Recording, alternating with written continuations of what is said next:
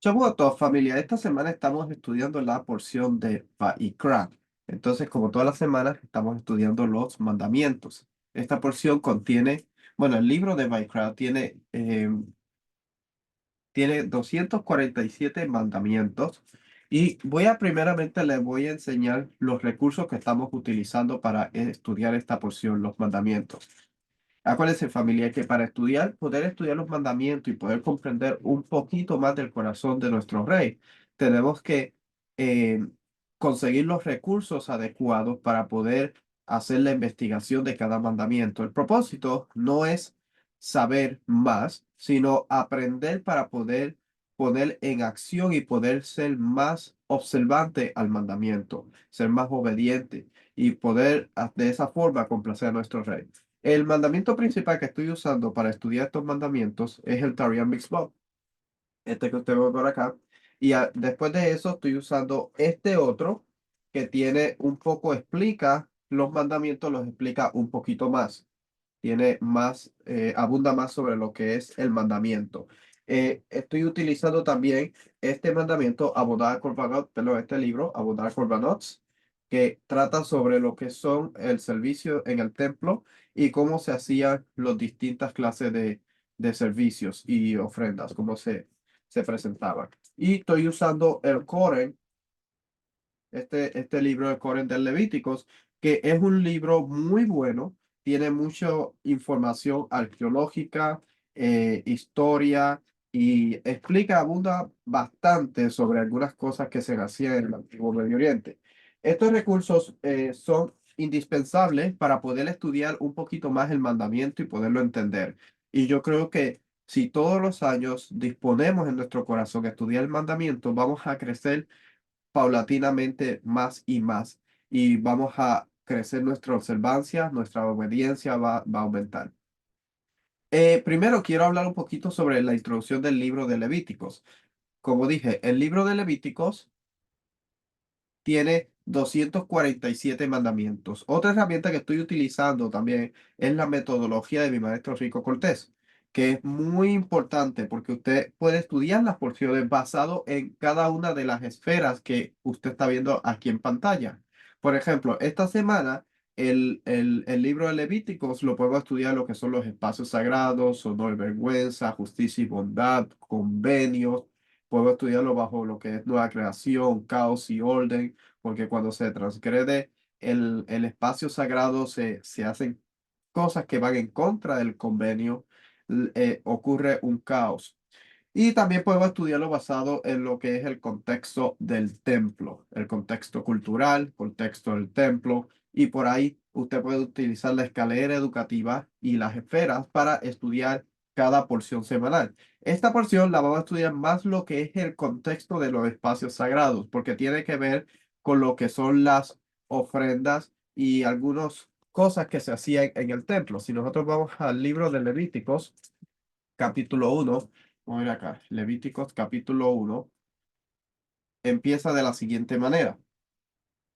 Dice, habla a los hijos de Israel y dile, cuando alguno de vosotros traiga una ofrenda al Señor, traeréis vuestra ofrenda de animales de ganado o de rebaño. Entonces le empieza a hablar de cómo debe traer las ofrendas, qué ofrenda debe traer, qué es aceptable y qué no es aceptable. Eso es parte de lo que es uno de los mandamientos de esta semana. Entonces, el libro de Levíticos eh, el libro de Levíticos es un libro que va a hablar mucho sobre lo que es la pureza moral, la pureza ritual, qué tenía que hacerse para mantener un estado de pureza moral y pureza ritual. Si de pronto el pueblo erraba o una persona erraba o el Sanedrín erraba, dictaminaba algo y se daban cuenta que era erróneo lo que habían dictaminado, había una ofrenda que ellos podían traer para que el altar no mantuviera una contaminación. Y eso es lo que vamos a estar estudiando en el libro de Vaikra. El libro de Vaikra se encuentra en el centro de la escritura. Si nosotros estudiamos el libro de Génesis, nos vamos a dar cuenta que él empieza con la transgresión de Adán a lo que era el convenio. Si nosotros vamos al libro de Oseas, capítulo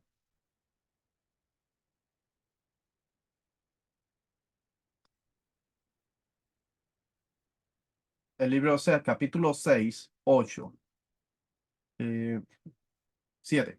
Dice, pero ellos, como Adán, han transgredido el pacto, allí me han traicionado. Está hablando de eh, lo que es la lealtad a Dios, el pacto que había hecho con Dios. Si nosotros vamos al libro de Génesis, capítulo 3,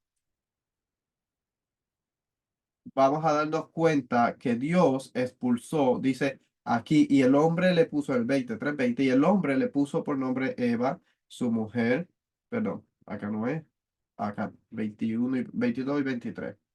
Entonces el Señor Dios dijo, he aquí el hombre ha venido a ser como uno de nosotros, conociendo el bien y el mal.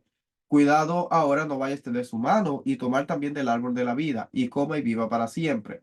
Y el Señor Dios lo echó del huerto de Edén para que labrara la tierra de la cual fue tomado. Expulsó pues a Edén, al hombre, al oriente del huerto de Edén. Puso querubines y una espada encendida que giraba en todas direcciones para guardar el camino al árbol de la vida. Entonces, cuando nosotros estudiamos esto aquí, que Dios expulsó al hombre de lo que era Edén y estudiamos lo que era Edén, nos vamos a dar cuenta que Edén era un, un templo cósmico. Está bien, se identifica, los académicos lo identifican con un templo. Entonces, es la primera vez donde nosotros encontramos que el hombre ha sido expulsado del espacio sagrado, porque el hombre transgredió un convenio con Dios. Entonces, si nosotros seguimos estudiando el libro de Génesis, nos vamos a dar cuenta cómo el ser humano se había alejado de Dios y Dios llama luego a Abraham para que se acerque, porque Dios quiere que la humanidad vuelva y se acerque a él.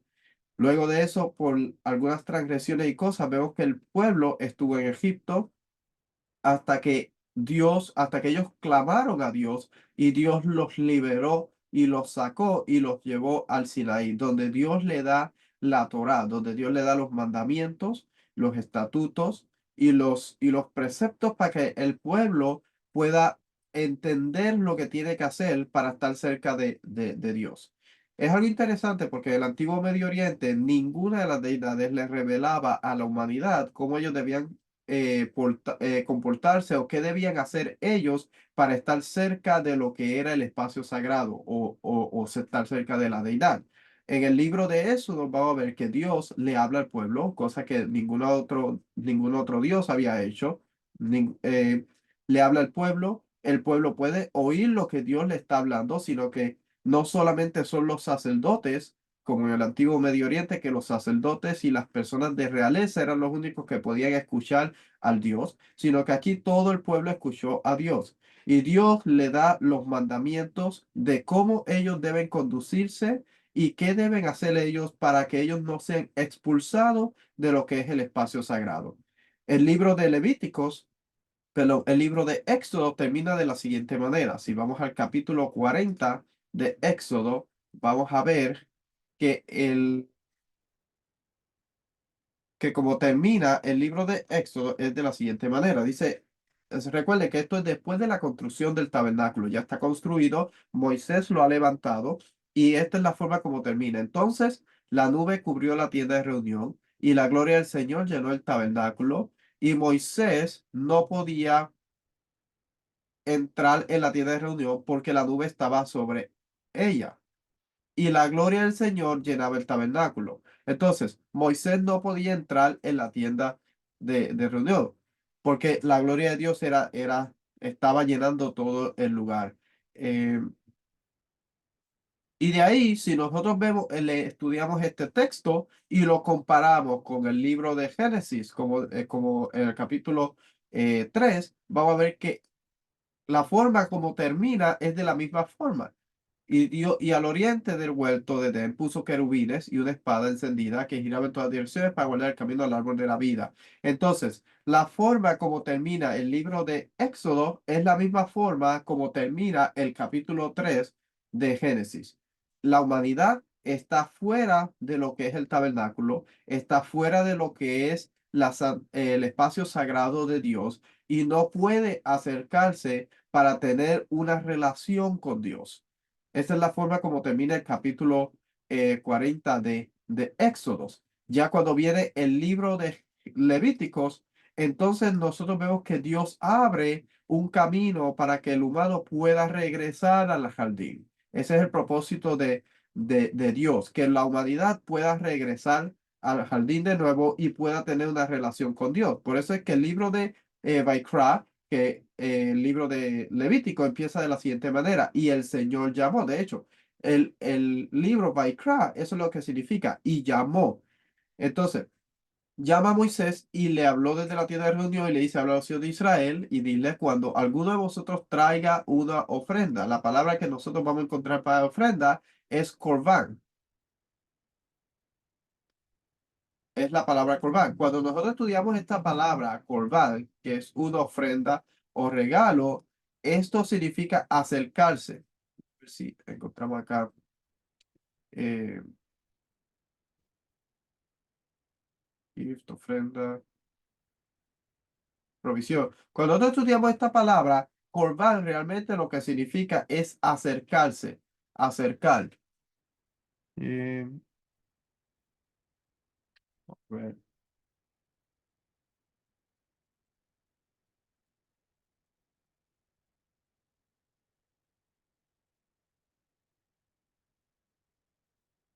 Esta palabra significa acercarse o acercar a Dios algo. Entonces, de esa forma empieza el libro de Baikra. Cuando alguien se quiera acercar, podríamos decir, cuando alguno de vosotros quiera acercarse al Señor, traerá una de vuestras ofrendas. Entonces, el libro de Baikra abre con, con estas palabras para que la humanidad pueda volver a acercarse a Dios. Ahora, todo el libro de Baikra o todo el libro de Levítico, vamos a encontrar lo que son algunas leyes. Hay 247 mandamientos en este libro y la mayoría de los mandamientos están relacionados con el templo y tienen que ver con lo que es la pureza ritual y la pureza moral. Recuerde que lo que mantiene a la humanidad fuera del espacio sagrado realmente es la impureza moral, porque la impureza ritual es algo que se puede arreglar, tiene solución, pero la impureza moral, si no se elimina la conducta, la situación sigue contaminando el altar. Son los pecados morales los que realmente importan para acercarse a Dios. Claro, tiene que tener un ritual de una pureza ritual para acercarse. Por ejemplo, cuando se subía al templo, tenía que tener un baño ritual y tenía que hacer varias cosas. Una mujer en su estado de nidá o en su estado de impureza o menstruación no podía subir al templo porque tiene que ver con la muerte. Está botando, está derramando sangre. Un hombre que había tenido una emisión, no podía subir al templo, tenía que esperar y hacer un ritual para luego poder subir al templo. Entonces, esos son purezas ritual que tenían que haber, pero la moral no se quita con un simple baño o un mikveh, una inmersión ritual. No se quita con eso y esperar 1 o 2 días. No, la pureza moral tenía que llevar la persona un animalito, tenía que llevar una ofrenda para que esa ofrenda hiciera expiación por la persona. De hecho, hay un libro que estoy estudiando que me lo recomendó mi maestro, muy bueno, por cierto, que se llama Cult Character, se llama Cult Character, que todo lo que abarca ese libro es lo que representaba la sangre. ¿Qué hacía la sangre? A veces nosotros no estudiamos detallitos como eso. ¿Por qué la sangre purificaba? ¿Cuál era el propósito de la sangre? Realmente muchas veces nos enfocamos más en lo que es el animal y no nos enfocamos tanto en la sangre, pero la sangre era la que tenía era como un, Milgram dice lo siguiente, es como un detergent, como un detergente que limpiaba y purificaba. Entonces, la sangre era lo que hacía el trabajo eh, de purificación. Si nosotros estudiamos este libro, voy a hacer algunos temas que hay dentro de este libro y están las ofrendas, las leyes de cómo se aplica la sangre, leyes concernientes a las partes que se queman en el altar, cómo se queman, cuándo y todas esas cosas. Leyes sobre quién y el tiempo para comer las partes de la ofrenda. existen las leyes de pureza, las leyes para los levitas y los kohanim. Entorno literario. Algunas características importantes del Levítico se relacionan con aspectos similares a otros textos del antiguo Cercano Oriente. Discurso divino, por ejemplo, uno, en el contexto narrativo, compárese, por ejemplo, el cilindro de Saumerio de Gudea, que cita extensamente a las deidades Nirguzu y Nashe en relación con la construcción del templo de Inenu en Lagash. Hay algo que es importante que nosotros eh, estudiemos algunas culturas y algunas cosas como se hacían. En el antiguo Medio Oriente, todas las culturas, todos los pueblos tenían templos. Realmente, si nosotros estuviéramos hablando a una audiencia de las personas que se encontraban en el tiempo de la Torá, ellos entendían perfectamente el concepto de establecer un templo, porque todas las naciones tenían templos. Era algo importante y fundamental para la vida de ellos. Entonces, lo mismo pasa con el pueblo de Israel. Ellos necesitan tener una relación con Dios. De hecho, nosotros lo vemos en el principio. Si nosotros leemos el libro de Génesis, nos vamos a dar cuenta que desde el principio Dios tenía una relación con Adán y Eva. Entonces, en todas las naciones existía eso. Lo mismo existía con Israel. Entonces, había leyes y había tipos de ordenanza de cómo se debían hacer ciertas cosas. ¿Quién se podía acercar al altar? ¿Quién podía hacer los rituales? ¿Cuándo se hacían? Y todo esto existía no solamente en el pueblo de Israel, en la Torá, sino que también otras naciones tenían las mismas reglas. Recuerde que no todo el mundo podía acercarse a ciertos espacios. Entonces, la Torá establece lo mismo, solamente que la Torá establece los parámetros en una forma con justicia y bondad y con el pueblo entendiendo lo que está pasando, porque en el antiguo Medio Oriente los sacerdotes, por ejemplo, hacían lo que querían ellos con las ofrendas porque el pueblo no veía lo que estaba pasando. En el libro de Levítico, Dios hace la invitación y el pueblo puede acercarse y puede ver lo que está pasando con la ofrenda. Si nosotros vamos aquí a la aplicación del templo, vamos a ir aquí a la aplicación del templo un momentito.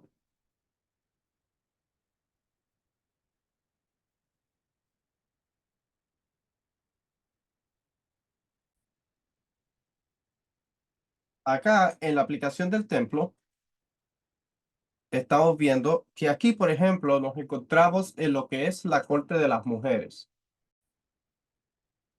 Las mujeres podían llegar hasta este punto dentro del templo.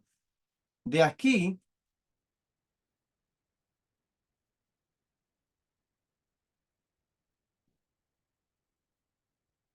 si seguimos caminando por acá, entrando por la puerta de Nicanor,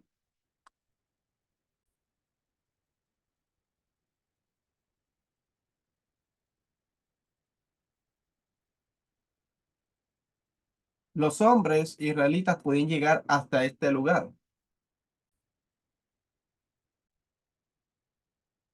Hasta aquí podían llegar los israelitas y ellos podían mirar lo que se estaba haciendo con el animalito que ellos habían traído, como era ofrecido en el altar.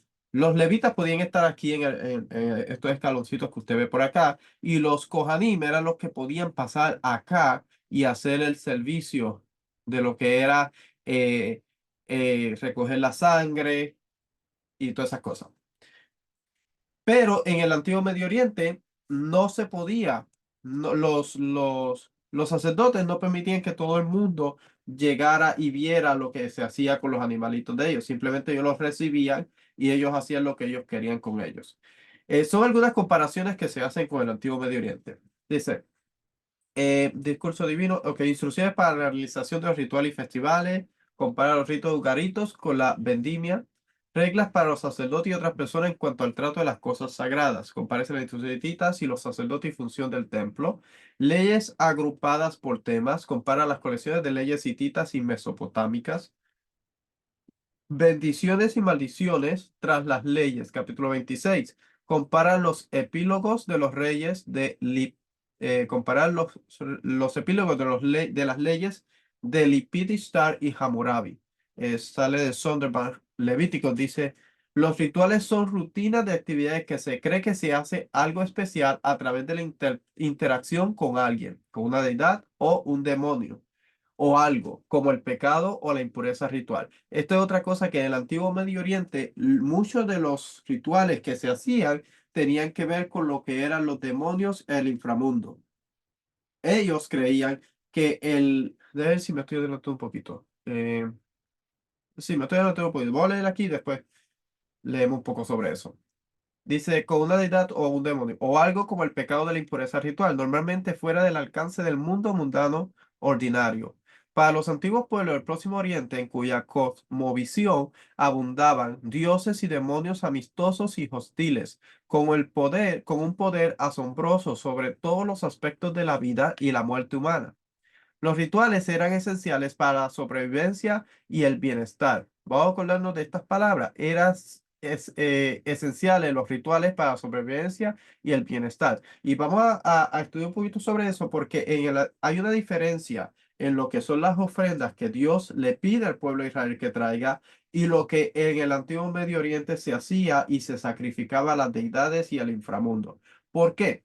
Porque la mayoría de ellos pensaban que los demonios los atormentaban a ellos, que las deidades eran hechas, la humanidad era hecha para, eh, perdón, que las deidades habían creado la humanidad para servirle a las deidades y las deidades eran caprichosas y exigían. Entonces, el pueblo del antiguo Medio Oriente, las naciones alrededor de Israel, no sabían cómo complacer a las deidades, cómo mantenerlas contentas, porque ellas siempre estaban exigiendo y exigiendo. Es por eso que ellos inventaban todo tipo de ritual, porque ellos pensaban que cuando ellos hacían algo mal, las deidades los estaban atacando y los demonios estaban atacándolos.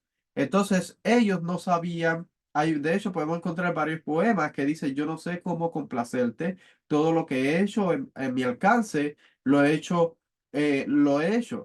Pero ellos no sabían cómo ellos podían conectarse con la deidad y qué complacía a la deidad, o y pensar que todo eran los demonios que estaban atacando, mientras que Dios le dice al pueblo que se acerque y Dios establece leyes en el libro de Levíticos y a través de toda la Torá de cómo el pueblo debe comportarse y por qué debe traer esta ofrenda en este momento y es el procedimiento que se debe hacer con la ofrenda. Dios no solamente le da las leyes, sino que le da el ritual que tiene que hacer cuando una persona peque. Por ejemplo, cuando una persona cometa un pecado de Hataat o una persona cometa un pecado de culpa, de Asham, o cuando una persona quiera simplemente acercarse a Dios y traerle una ofrenda de agradecimiento, un shalomim, de paz. Entonces había un protocolo que se hacía que los kohanim o los sacerdotes sabían cómo hacerlo y cómo debía llevarse a cabo ese ritual. En el antiguo Medio Oriente, no. Si una persona robaba, ellos no sabían cómo, para ellos hacían ciertas cosas, pero no, ese pecado, no, para ellos no sabían cómo ellos podían eliminarlo y sacarlo del altar, porque no era lo que ellos se enfocaban. Ellos más bien se enfocaban en lo que era el ataque de los demonios contra ellos en todo momento. Dice, mantener contenta las fuerzas amigas manteniendo mediante el cuidado y la alimentación y remediando las relaciones con ellas y librar una guerra espiritual contra las hostiles, recurriendo a la ayuda sobrenatural requería una amplia gama de rituales, incluida la magia y personal experto para llevarlos a cabo adecuadamente. La religión monoteísta de los israelitas reflejada en Levítico, según la cual la presencia real, no un mero ídolo, del único creador divino y todopoderoso habitaba en su santuario en medio de ellos, los liberó de la complejidad y el miedo, especialmente a los demonios, que agobiaba a sus vecinos politeístas. Es cierto que los israelitas, al igual que otros pueblos, tenían un santuario o un templo personal, cultural, auto, personal cultural autorizado y entrenado, tiempos sagrados y reglamentos para guardar la santidad y pureza de las cosas sagradas. O sea que ellos tenían tiempos sagrados, o todavía es tiempo sagrado, pero todavía está en vigencia, y reglamentos para guardar la santidad y la pureza de las cosas sagradas y los recintos sagrados. Muy importante, porque nosotros no podemos hacer lo que queramos con las cosas sagradas. Hay tiempos sagrados y hay reglamentos para guardar la santidad y la pureza de las cosas sagradas y los recintos sagrados. Por eso es que cuando uno va al monte del templo, el Har Habayit, en Israel, hay lugares donde nosotros, si no somos hijos de Aarón, no podemos entrar. Porque tenemos que aún guardar los recintos sagrados, los espacios sagrados que Dios ha determinado. Nosotros como su pueblo debemos acatar y obedecer y guardar esos espacios. No podemos hacer lo que nosotros queramos porque Dios ha establecido los tiempos sagrados, los reglamentos para guardar la santidad y la pureza de las cosas sagradas y los recintos sagrados. Por eso es que no se cambian las fechas de las festividades. Por eso es que el Shabbat se guarda de una forma como Dios ha establecido. Esa es la importancia de estudiar todos estos mandamientos porque nos van a ayudar a nosotros a hacer las cosas de una forma más, de una forma correcta y de una forma que agrade a nuestro Creador. Si ese es nuestro deseo, el deseo de nuestro corazón, estudiar los mandamientos va a enseñarnos, nos va a educar en lo que Dios quiere. Dice, y realizaba una variedad de rituales para interactuar con su Señor divino. De estos tipos de rituales, los sacrificios, ofrendas rituales a la divinidad, ocupaban un lugar central, al igual que los sacrificios eran una parte importante del culto en todo el mundo antiguo. Pero a diferencia de sus vecinos, se suponía que los israelitas ofrecían sacrificios, ofrendas, como muestras de transacciones relacionales. Incluía la expiación, reconciliación con una deidad suprema que planteaba exigencias morales específicas y requería obediencia dentro de un contexto de alianza. Entonces, cuando nosotros vemos que Dios le dio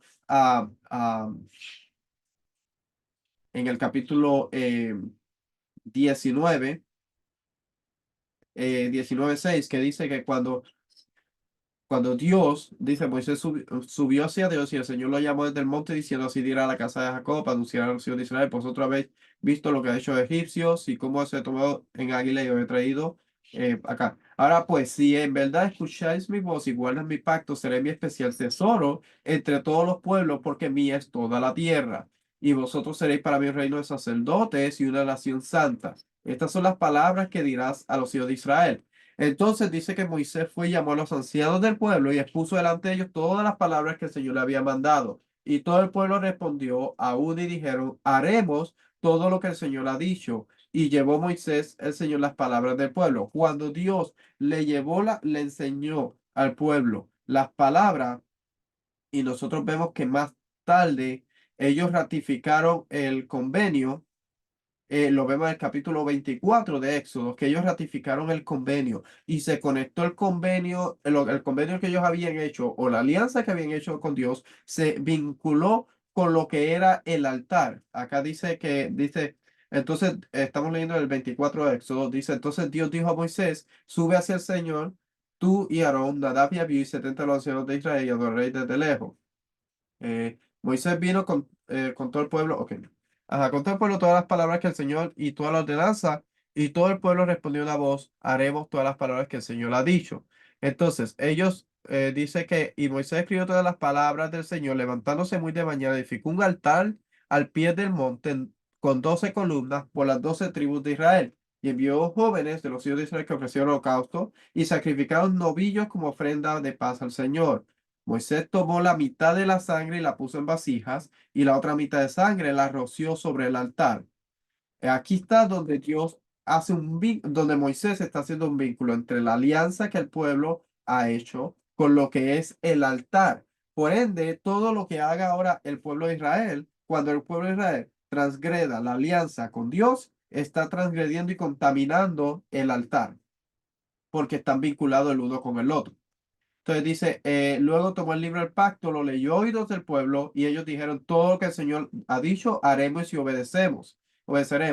Entonces Moisés tomó la sangre y la roció sobre el pueblo y dijo, he aquí la sangre del pacto que el Señor ha hecho con vosotros, según todas estas palabras. Entonces, de aquí nosotros vamos a ver que ahora el pueblo, lo que haga el pueblo inmoral, si el pueblo se desvía a la idolatría, si el pueblo se vuelve un caos y empieza vamos a decir, a oprimir al pobre, al necesitado, a la viuda, al huérfano, o empieza a hacer cosas que la Torá prohíbe, la ley, entonces ellos están transgrediendo y eso contamina el altar. Entonces, esos son los pecados morales. Estamos hablando de pecados morales. Por eso es que acá dice que la deidad suprema que planteaba exigencias morales específicas y requería obediencia dentro de un contexto de alianza. Dice, por ejemplo, Levítico 1 al 7 proporciona instrucciones para varios tipos básicos de sacrificios y las tablillas de Acadia de Mar describen la elaboración de rituales del festival de Sucurú.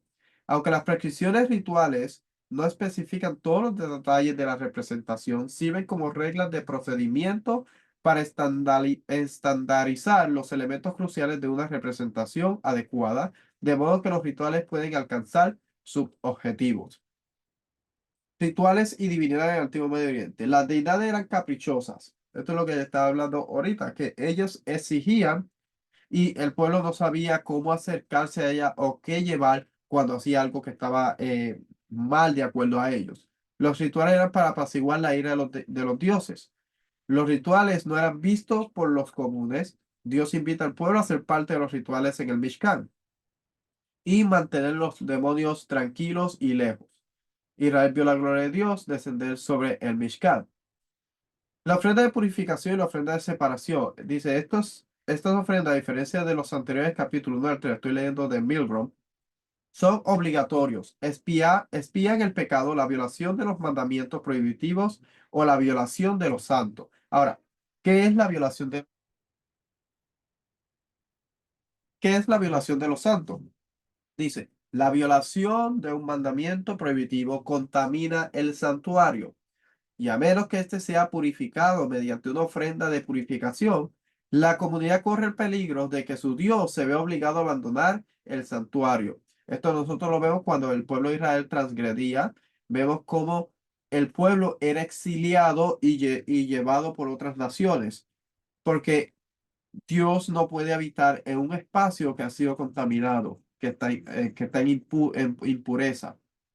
Dice, según el Levítico, la ofrenda de purificación se describe, pero la violación de un mandamiento, ajá, sí, eso lo leímos. Dice, según el Levítico, la ofrenda de purificación se prescribe como respuesta a la impureza moral definida como una infracción involuntaria por las prohibiciones, ¿sí? Porque si una persona estaba impura ritualmente, tenía que hacer una inmersión y ya podía acercarse al templo, al espacio sagrado. Después de, algunos tenían que esperar un día, o por ejemplo, el ritual de la vaca roja tenía que ser rociado. Si una persona tocaba un cadáver, tenía que ser rociado con la ceniza de la vaca roja y tenía que esperar 7 días. Ya después de haber sido rociado el segundo me parece que es el segundo y el séptimo día, ya la persona podía volver a entrar a lo que era el espacio sagrado,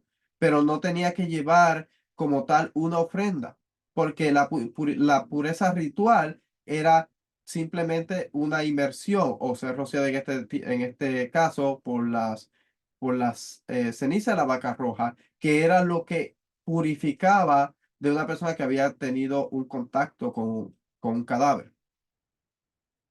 Pero la impureza moral sí tenía que haber algo que purificara. Tenía que llevar un animal para la sangre del animal pudiera purificar el pecado de esa persona. Claro que la persona tenía que hacer un acto de arrepentimiento, porque no podía simplemente cometer una falta y volverle a cometerla a sabienda o adrede o voluntariamente.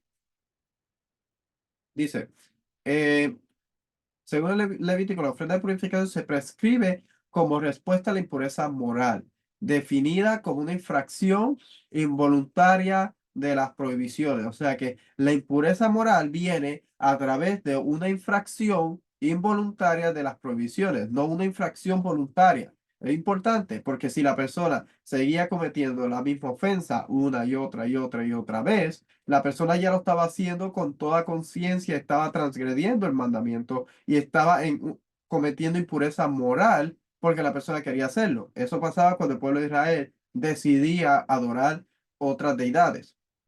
Ellos decidían adorar otras deidades y estaban en una forma, un estado moral impuro.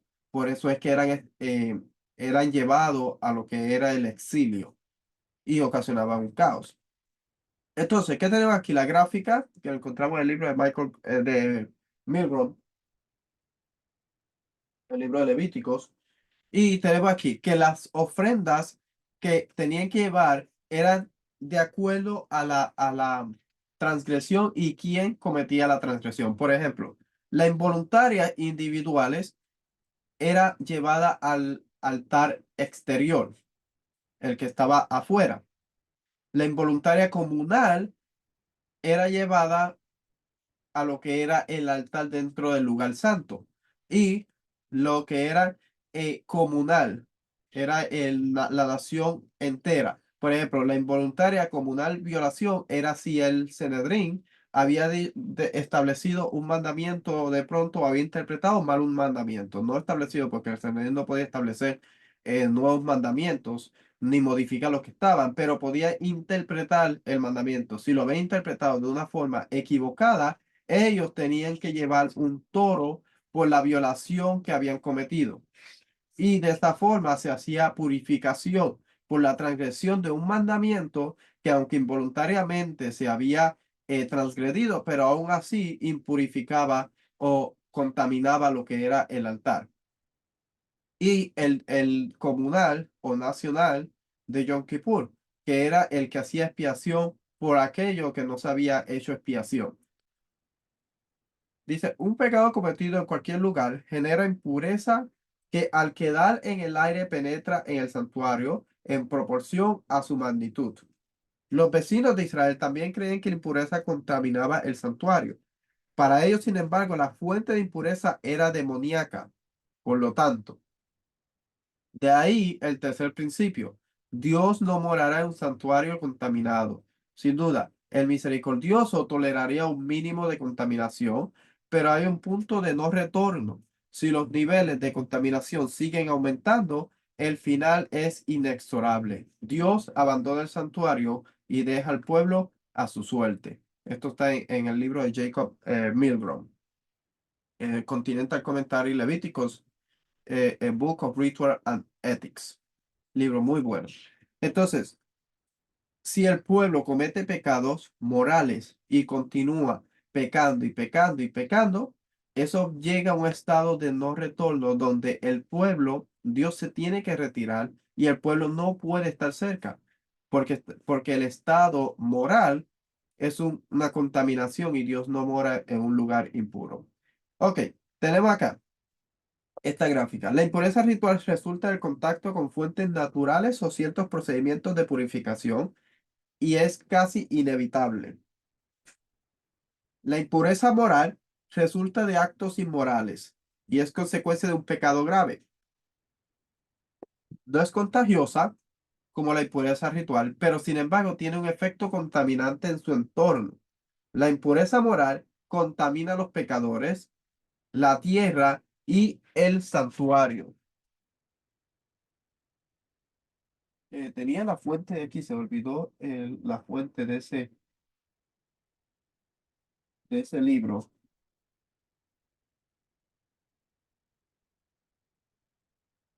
Jesus,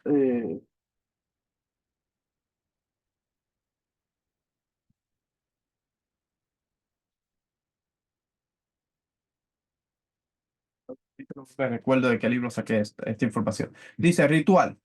La impureza ritual era inevitable, eh, causa natural, por ejemplo, la impureza de una mujer en su estado menstruante o, o algunas otras cosas ritualmente. Causa natural, no es pecado, no es abominación. Inmersión ritual es lo que se se exige. Moral es evitable, es una acción que se toma para volverse impuro moralmente, es pecado, es una abominación, y el castigo es, hay que llevar un korbanot. La impureza moral afecta directamente al altar y al templo. La impureza ritual afecta al individuo y a cualquier persona que tenga contacto con él. La impureza ritual se puede convertir en impureza moral. Por ejemplo, si una persona no va a que sea rociado por las cenizas de la vaca roja, esa persona se vuelve una transgresión porque no está haciendo el procedimiento que tiene que hacer. Si el individuo no cumple con los requisitos para purificarse en el tiempo establecido y de forma correcta, volviéndose en un pecado. O sea que si una persona no cumple con lo que ha sido establecido para limpiarse de la pureza ritual, entonces se puede convertir en una impureza moral. Esa es la introducción del libro de Levíticos. Este es un libro muy interesante, tiene mucha información y creo que para estudiar este libro, necesitamos mucha concentración, mucho estudio sobre lo que es el templo, porque todo está envuelto alrededor del templo.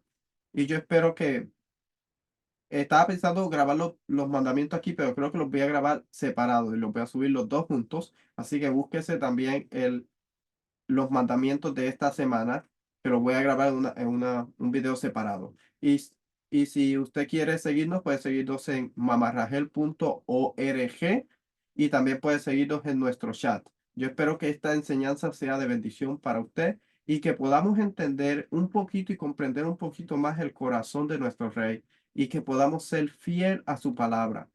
Sabemos que Él quiere y exige que seamos moralmente puros, que nosotros podamos mantener esa pureza moral para poder representar a nuestro Rey de una forma como Él se merece. Shalom.